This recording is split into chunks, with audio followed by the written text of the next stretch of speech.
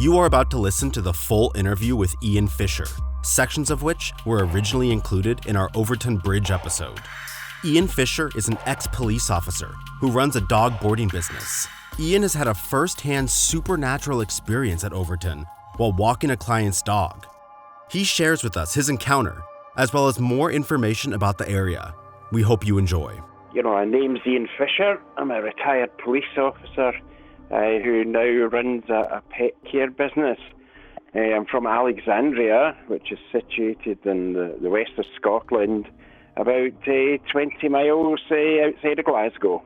And could you help paint a picture for our listeners of the surrounding area, kind of around Dumbarton, that area where the bridge is located? Dumbarton, is situated close to where I stay. It's situated in the River Clyde. It's a historic town. It was founded in the 5th century and was once the ancient capital of the Kingdom of Strathclyde. It's dominated by Dumbarton Castle, which was built about 1220 on a volcanic plug. Its purpose was to defend the area from the marauding Vikings. Modern-day town has a population of about 22,000. It's a large whiskey-based industry, and many people also work at the kind of nearby nuclear submarine base. Interesting. So there's a military base nearby Dumbarton, huh? Yeah. It's this sort of British, nuclear submarine deterrent base. Interesting. So how did you first learn about the dog leaping mystery at Overtoun Bridge? I first learned about the dogs jumping from the bridge, really via the local press and from dog owners I met whilst out walking with my clients' dogs. Did you believe it when you first heard about it? What was your take on it? Maybe I just wasn't sure about it. To be honest, I mean, albeit, I stay in Alexandria now. I'd actually moved into the area maybe about, the early 1990s. So it was really just hearing, and reading it, the paper. So I really wasn't sure what to make of it. And I know you actually ended up having a strange experience yourself at the bridge. Could you kind of walk me through what happened? Yeah, not long after 1999 when I set up the business. I would regularly walk a client's border collie in the grounds of Overtoun House. And the dog was always reluctant to walk over Overtoun Bridge, which is situated close to the house. And then one day she stopped in her tracks and sat staring at the house. And I looked up towards the house, and in a window I could see what I would describe as this grey, smoky a figure of what I looked like a woman. And then after a few seconds, this dog pulled in her lead, distracting me. And then when I looked back at the window, the figure had disappeared. But, we then sort of walked off the bridge. I didn't find this sort of thing threatening, but it was obviously very strange. Yeah. Doesn't it feel a little bit like you're playing with fire, walking dogs over that bridge? Well, doesn't it feel a little risky? I always put any of my dogs onto, their leads. If I'm anywhere near that bridge, they go onto a lead. After you had that experience, do you still walk over that bridge? I wouldn't say I've been turned off, but as I say, I'm always there on the safe side, and so much as I say that the dogs are always on a lead. I wouldn't say I walk there regularly, but when I do, I'm always, safety first. I heard that the city may have actually put up a sign warning dog owners about the bridge. Is that true, and is that sign still there? Now, I can't say I have ever observed that sign. That's a new one on me. Interesting, okay. Have you ever heard of anyone else who's had kind of similar supernatural experiences on that bridge, other than dogs jumping off? The only one that,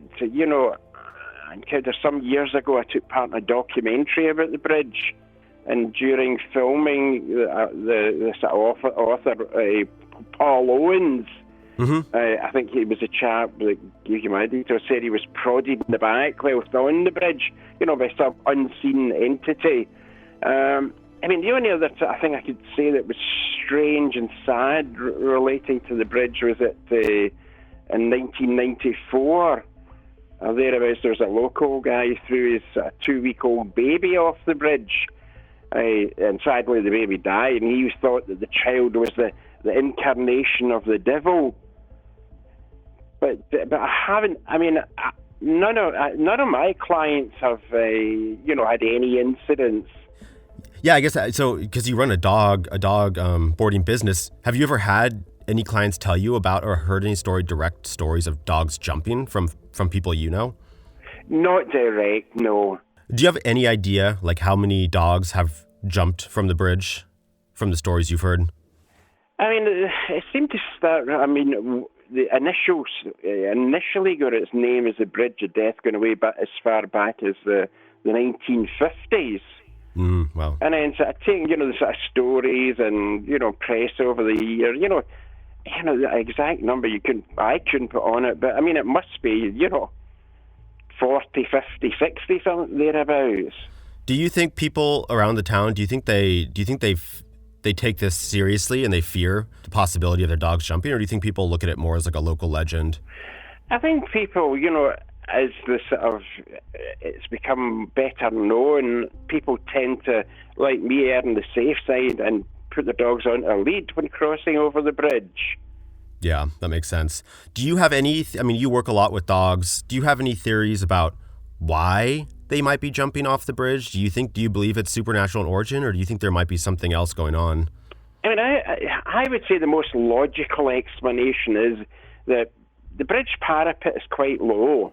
Uh-huh. And the trees surrounding the bridge, I think, maybe form a bit of an optical illusion, and it makes the dogs think that there's no real drop.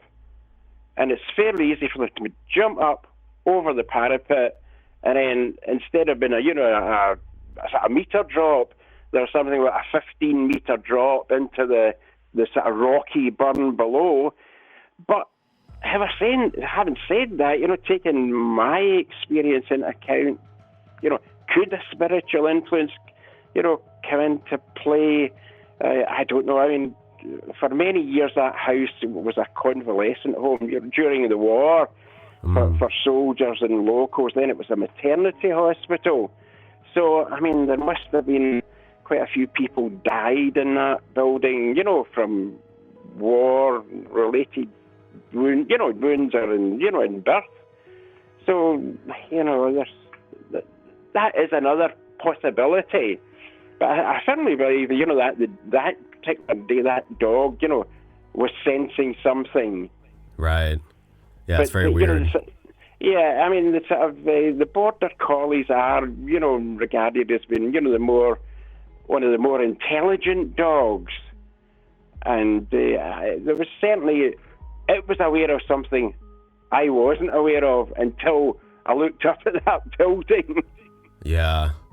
Are you pretty, I know that area does have, even I think before the bridge was built, there have been odd stories about the area itself.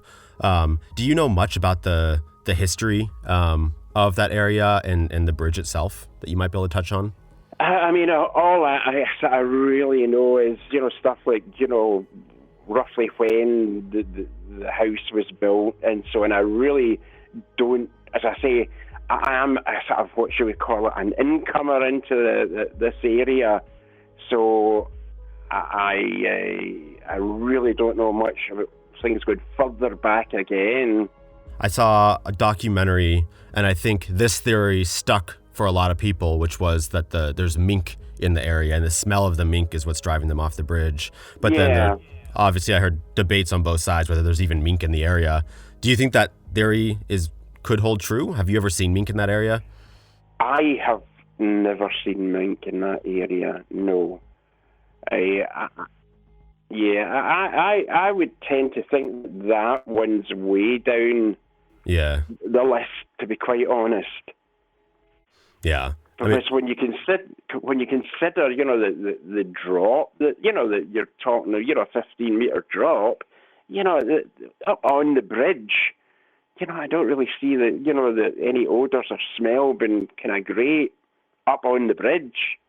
I imagine there probably is wild game that's down in the gorge, but it is a pretty long drop, yeah. It's probably... Yeah, I mean, there will, without doubt, be varying, sort of wild things in that area. It's a wooded area, so there's plenty of scope. I mean, I know that mink did escape from mink farms going way, way, way back in lots of areas in Scotland, but to a fair extent, they've been eradicated. Right, yeah, that's what I was reading. Maybe before we go, if you could just give me a description of what the bridge, the house, and that area around there looks like. The house itself is, a multi-story, a imposing building. I would say probably it could be described as being Scots baronial. I think it's the right sort of architectural kind of term for it. The bridge, as I say, is quite ornate, and the area is, is a really pleasant, mature woodland area.